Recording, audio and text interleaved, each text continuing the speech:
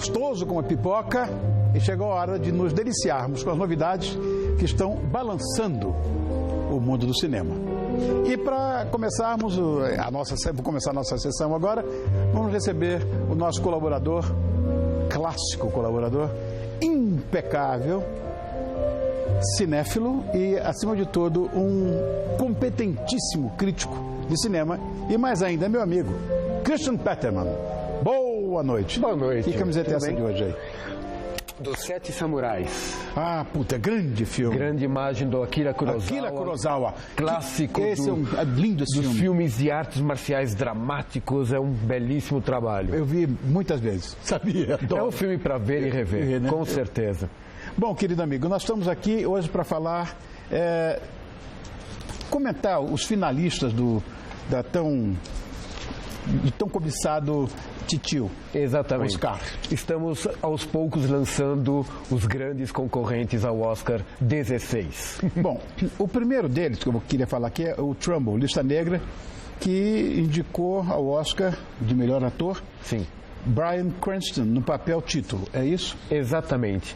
Bryan Cranston se tornou um ator bastante conhecido do grande público pela premiação que ele recebeu anos sucessivos naquela série Breaking Bad. A Breaking Bad. É o primeiro grande papel dele para cinema, a primeira indicação ao Oscar, e ele interpreta um importantíssimo roteirista de Hollywood dos anos 50 para 60, chamado justamente Dalton Trumbo.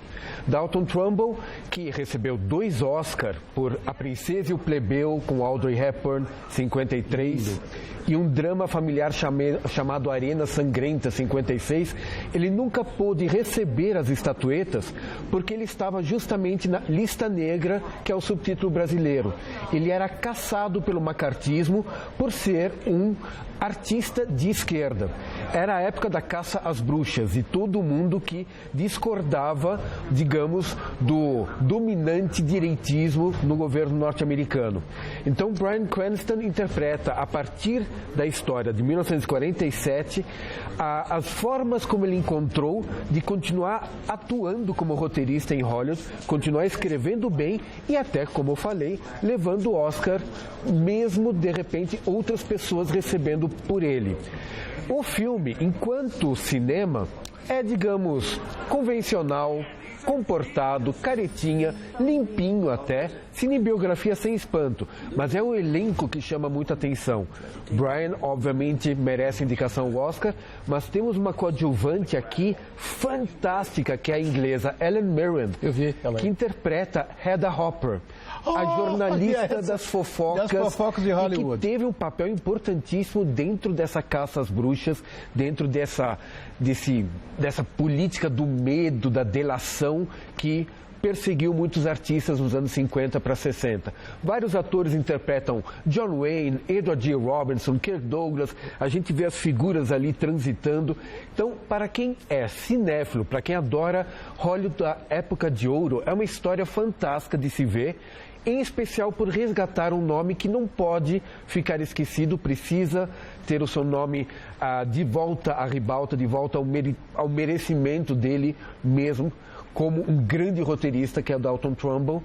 Então é um filme que tem essa função, traz à luz um nome que para novas gerações em si não diz nada, mas ele é um artista politizado, um artista elegante, de grande carisma, e aí o Bryan Cranston tira de letra e é um bom concorrente, não é o favorito, mas um bom concorrente ao Oscar de ator. Agora, a direção de arte é uma coisa sensacional. Impecável. Como eu falei, é um cinema convencional, mas enquanto reconstituição de época, para você ver a Hollywood da época dos anos 50, a Hedda Hopper aparece a cada cena com um chapéu diferente. Helen Mirren se divertiu muito nesse papel, porque os figurinos dela são impecáveis. E extravagantes. Bom, o outro candidato ao Oscar, não sei se vai tirar o nosso brilho aqui com o nosso O Menino e o Mundo, mas é o Anomalisa, que foi indicado ao Oscar melhor animação. É um concorrente direto nosso em relação ao Menino e o Mundo, que é lindo. Sim. E eu sei que você assistiu o Anomalisa. Então, Anomalisa é um raro filme adulto, uma rara animação adulta que chegou a ser finalista ao Oscar.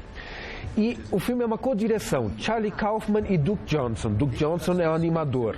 A parte de animação do filme é impressionante. É uma animação em stop motion, quadro a quadro, e apresenta uma noite de pesadelo, digamos, do protagonista, que é um guru de autoajuda que vai fazer uma palestra na cidade de Cincinnati e tem uma noite no hotel em que toda a sua vida dá uma balançada. Ele sofre de uma síndrome chamada síndrome de Fregoli, em que todas as pessoas passam a parecer iguais, a parecerem uma igual à outra, e a animação usa isso muito bem. Todos os personagens, tirando ele próprio e uma figura feminina, têm o mesmo rosto, são todas iguais e dubladas pela mesma pessoa. Tem um dublador para homem e mulher. Isso dá uma estranheza na animação muito interessante. Assim, em termos de técnica, em termos de ter um protagonista talvez até maníaco-depressivo, que é incomum, é muito legal. Mas eu pessoalmente, como espectador, não gostei porque eu não simpatizei com o personagem central. Com a história que o Charlie Kaufman, do Quero Ser John Malkovich, que ganhou o Oscar por Brilho Eterno de uma Mente Sem Lembranças, o personagem que ele criou não me desceu. Eu achei ele desinteressante e antipático. Mas, em termos de técnica de animação e para se comunicar sobre a solidão no mundo, o filme é eficiente.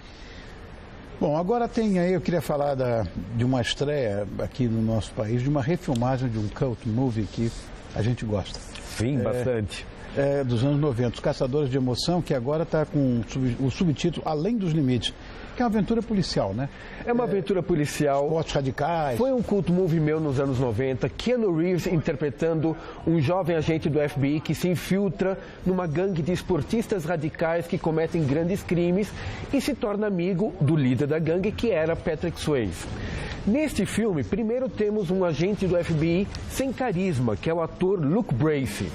E ele se aproxima do líder dessa gangue de esportes radicais, interpretado pelo venezuelano Edgar Ramírez. Enquanto drama, enquanto elenco, esse filme fica muito aquém do original dos anos 90. Mas você pode ver pelo próprio trailer, as tomadas de esportes radicais são impressionantes. Ainda mais porque o filme tem a possibilidade de ser visto em 3D. Então, as cenas de esqui, de mergulho, skydiving no céu, de surf, todos os esportes radicais são de ficar embasbacado. Nesse aspecto, óbvio, o filme se aproveita da nova tecnologia e vai muito além do filme dos anos 90.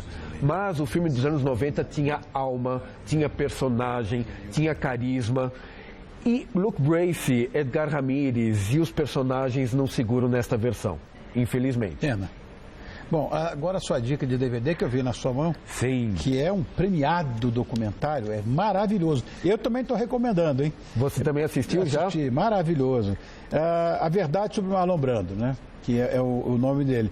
Parece que é uma obra definitiva em relação... É uma obra definitiva sobre esse grande e controverso astro galã de Hollywood, em especial por um aspecto que faz toda a diferença. É um documentário que não é narrado por alguém ou não tem depoimentos das pessoas. É tudo a partir de material do acervo, do arquivo pessoal do próprio Marlon Brando. O diretor Stephen Riley teve acesso a filmes domésticos, a filmes em Super 8, a registros feitos por amigos e parentes do Marlon Brando, e é a própria voz gravada do Marlon Brando que vai narrando detalhes, sutilezas, surpresas, nuances desta personalidade fascinante que foi Marlon Brando. Alguém que foi sex symbol, se tornou aquela figura inacreditável depois dos anos 70, 80, virou uma persona maior do que a própria vida. Teve uma vida familiar marcada por tragédias pessoais, familiares, mas é um documentário para quem gosta do ator, realmente, como você falou, definitivo. Bom, eu comentei agora aqui do Menino e o Mundo. Sim.